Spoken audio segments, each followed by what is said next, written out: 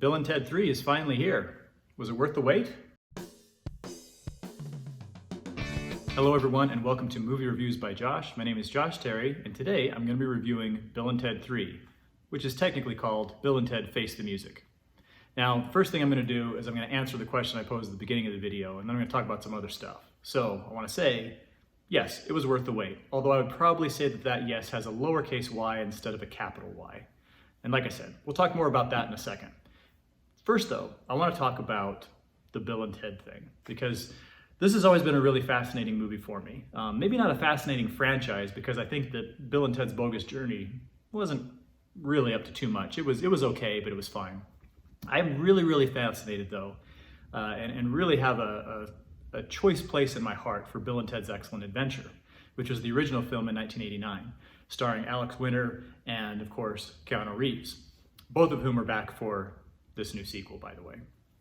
Now, Bill and Ted's Excellent Adventure, I remember very specifically the first time I saw a trailer for it, and I'm kind of early teens, I think, about this time, and I'm thinking, oh, that looks really cool, I want to see it. Then I thought about it for a little while, and I thought, you know what, that's probably a really dumb movie. I don't think I'm going to bother with it. Somehow or other, I wound up seeing it, and absolutely fell in love with it, because as dumb as it is, it's very conscious, so very self-conscious about its silliness, its inherent goofiness, which makes it really charming. And that is one of the primary reasons that I think this new sequel is a lot of fun and is worth the wait.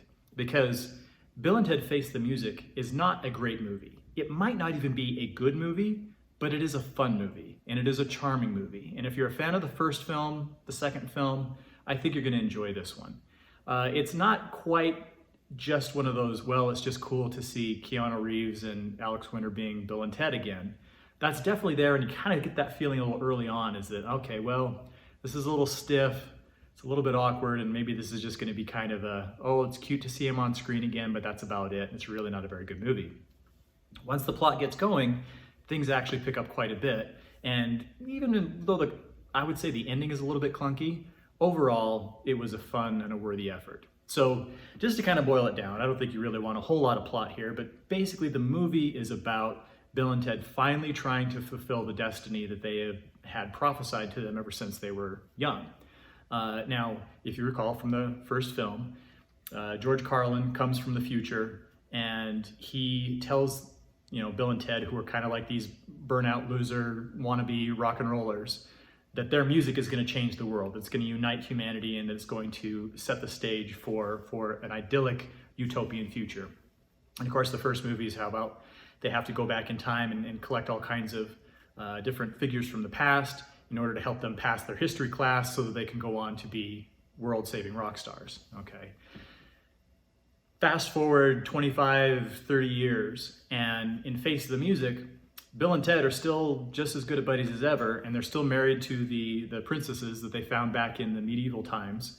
But things haven't really worked out for them. They actually did have some early success. I think that they actually had like one, #1 hit or something like that.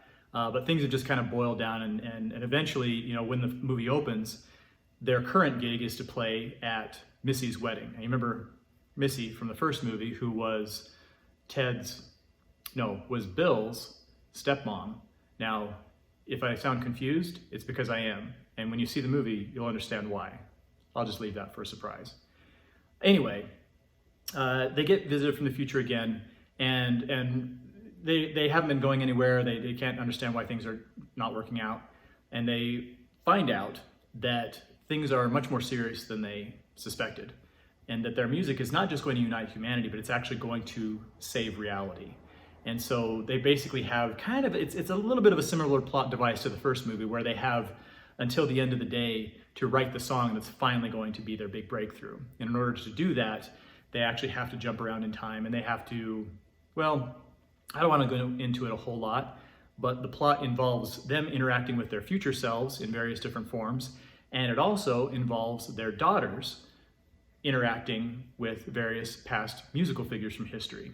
That's really about all I want to say. And so, you can make the argument that they're kind of going back to the original formula, which really isn't that bad a thing. This is a really fun movie, and I think it gets away with it. And like I said, there's a lot of charm here, and I think that makes up for, anything that lacks in terms of acting or writing performance or anything like that, but also elevates it beyond just, oh, these are some familiar faces that I get to see again, isn't that nice? So I would probably wind up giving Bill and Ted Face the Music a solid 3 stars out of 4. It's nowhere close to the original. I mean, I think if you have to go in with the understanding that the first movie is the first movie, and it really is, like most similar situations, it's gonna stand alone, and anything else is going to be kind of a fun echo of that. That's very much what's going on with Face the Music. But Face the Music is fun and it has some really great moments on its own. And so I would definitely recommend it to fans. For those of you who have not seen the original Bill and Ted movie, I would definitely see that first, because this third one will make absolutely no sense. Some movies kind of try to make time travel logical. What's kind of fun about this movie and some of the others is that they only kind of try that, and they are more interested in having fun with it, and that's apparent to the audience. Bill and Ted Face the Music is also rated PG-13, really just for some language and maybe some kind of innuendo. It's really not a very violent or inappropriate movie. I don't know that it would make sense a whole lot as a family feature, but it's pretty much on the soft end of a PG-13. I'm having a tough time thinking of anything all that specific. They don't have the obligatory one F word.